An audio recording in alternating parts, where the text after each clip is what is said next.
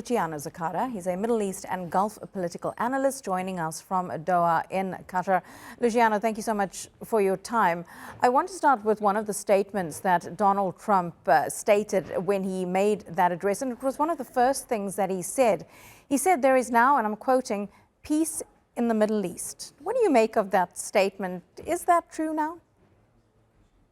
Well, whoever is following the news will see that peace is not there. I mean, he can claim that he achieved an agreement, but this doesn't mean that there is peace. We see on a daily basis how people is being killed, including journalists, including the doctors. So nothing changed that much in terms of what is going on in Gaza specifically, which is supposedly the germ of this board of peace that was created. I mean, we know that it was created first thinking about the Gaza file.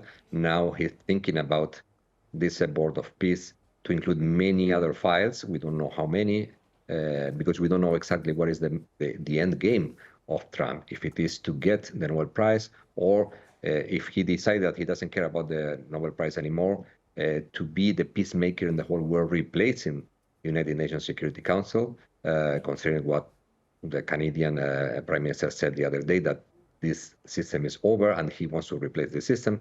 So I am very curious about knowing what is crossing his mind about how he perceived peace, or the peace he's claimed that he's achieving in the 8 cases that he keeps repeating.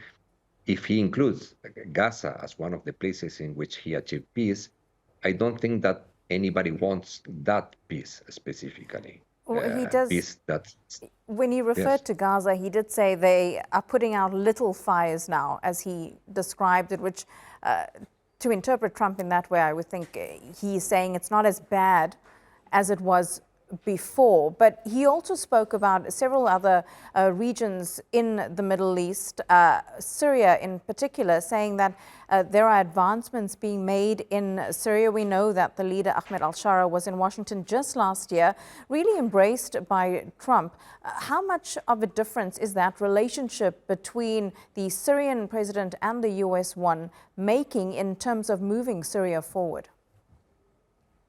Well, of course, being accepted by Washington makes a lot of sense for many rulers in the region. I mean, having the main power in the world supportive of your authority or legitimacy is a big issue. This doesn't mean that it's going to move towards a peaceful transition. We see that there is still a lot of things going on in Syria that we cannot describe the whole situation as stabilized and peaceful. There is still battle between different groups, that they are still fighting to control different areas.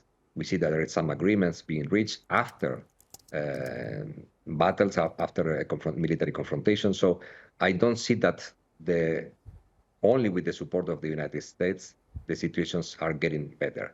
The situations are getting better because the United States is not fighting against them, and basically they are allowing them to continue or to make different kind of agreement with local or regional partners. But certainly having the United States on your side is helping. The problem is other conflicts that we have been talking about. If United States against you, like in Gaza conflict, United States can be the one ruling as your commentator said before, I mean the correspondent, the United States want to own the Gaza file instead of Israel, but it's still supporting the Israel position and totally against the people in Gaza position. So achieving peace in a very unilateral way is not working, or at least it's not working in the long term without inflicting a heavy cost on the civilian population in one of the sides. One of the ways that Donald Trump has spoken about in terms of enforcing peace is to use the military might of the United States, which is arguably the most powerful military in the world. And one of the countries we saw them using that on last year was, of course, Iran during that 12-day war with Israel. Trump today saying that Iran wants to talk. What could those talks possibly look like, given the situation and the protests that we continue to see in Iran? Well, this is the other point with Trump. We never know when he's talking, when he's bluffing and when he's talking seriously. When he's talking about peace, but at the same time, in the same sentence or in the same paragraph or in the same speech is bragging about having destroyed the military apparatus of another country and claiming that they will do it again if they don't talk.